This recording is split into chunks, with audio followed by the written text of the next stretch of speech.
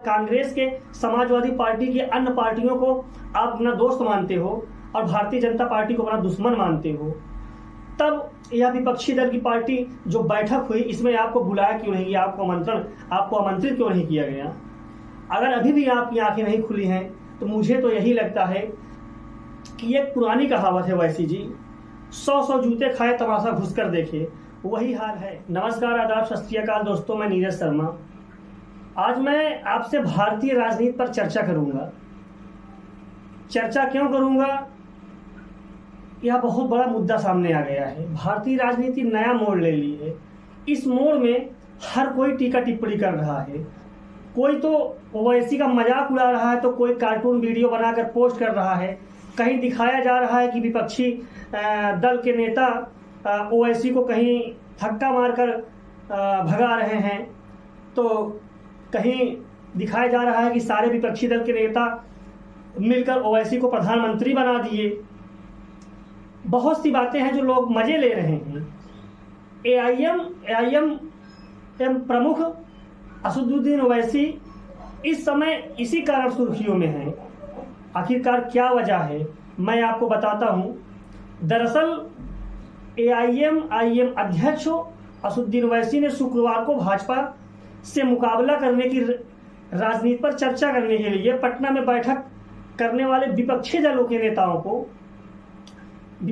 नेताओं की खूब आलोचना की और उनसे अपने स्वयं के ट्रैक रिकॉर्ड को जांच कराने को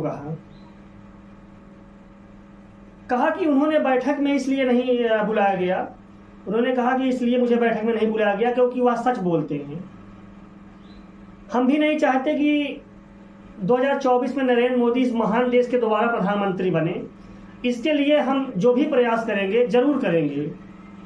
लेकिन आज पटना में जो यह विशेष बैठक हुई, राजनीति का ट्रैक रिकॉर्ड क्या है? जो नेता वहां इकट्ठे हुए, हैदराबाद के सांसद ने पूछा, क्या यह सही है कि कांग्रेस के कारण भाजपा क्या यह सही नहीं है कि कांग्रेस के कारण भाजपा 2 बार जो है सत्ता में वापस आई है?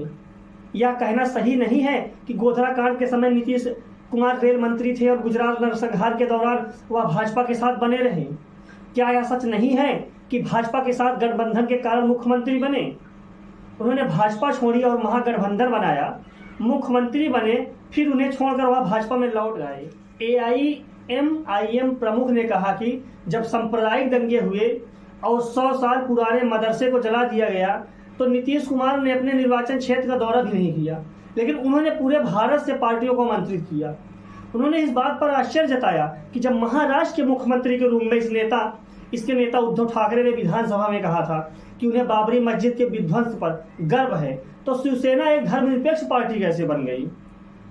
उन्होंने याद दिलाया कि दिल्ली के मुख्यमंत्री अरविंद केजरीवाल ने उस समय भाजपा का समर्थन किया था जब अनुच्छेद 370 को रद्द करने के लिए संसद में विधेयक लेकर आई सरकार द्वारा लाए गए अध्यादेश के खिलाफ समर्थन में जुटाने के लिए देश भर में घूम रहे थे। वो हैदराबाद के सांसद ने यह भी बताया कि कांग्रेस भाजपा सरकार द्वारा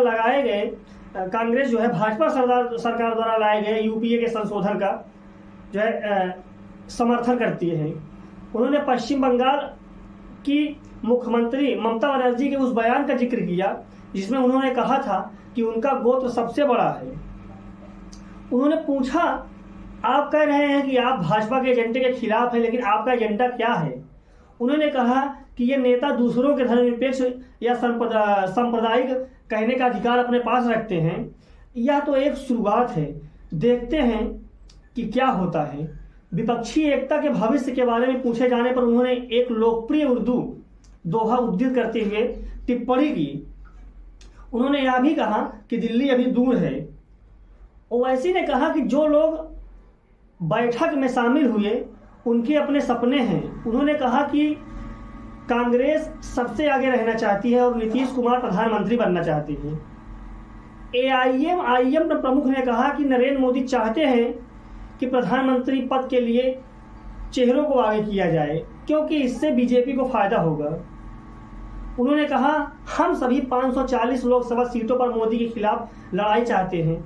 चेहरे जो होंगे बेरोजगारी, मॉब लिंचिंग, महंगाई, गिरती जीडीपी और महंगाई के होने चाहिए। यह सारी चीज़ें असदुद्दीन ओवैसी ने कहा। मैं असदुद्दीन ओवैसी से पूछना चाहता हूं कि क्या आपकी आंखें अभी भी नहीं खुल रही हैं? इससे बड़ी बेइज्जती आपकी क्या होगी?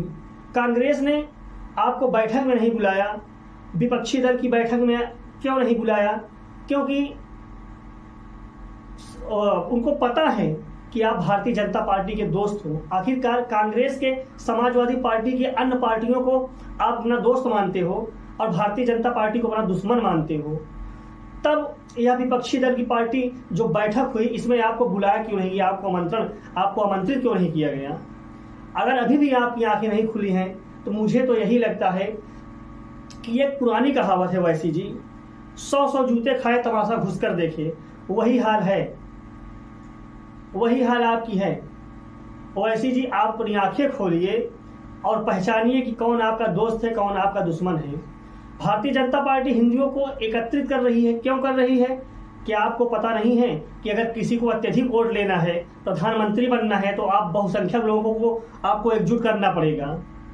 और वही भारतीय जनता पार्टी कर रही है, हिंदुओं को इकट्ठा कर रही है, हिंदुओं को एकत्रित कर रही है। लेकिन आप जिसके ऊपर आंख बंद करके भरोसा कर रहे हो, वही कांग्रेस ही, वही समाजवादी पार्टी खुले समाज में, हिंदुस्तान में आपको विपक्षी दल की पार्टियों में बुला नहीं रही है, एकत्रित नहीं कर रही है। इससे ज़्यादा बेइज्जती आपकी क्या होगी? इससे ज़्यादा बड़ी शर्म की बात आपकी क्या हो सकती है? मुझे उम्मीद है कि भारत का अगला प्रधानमंत्री जो भी होगा वो देश के भविष्य के लिए, उन्नति के लिए सोचेगा।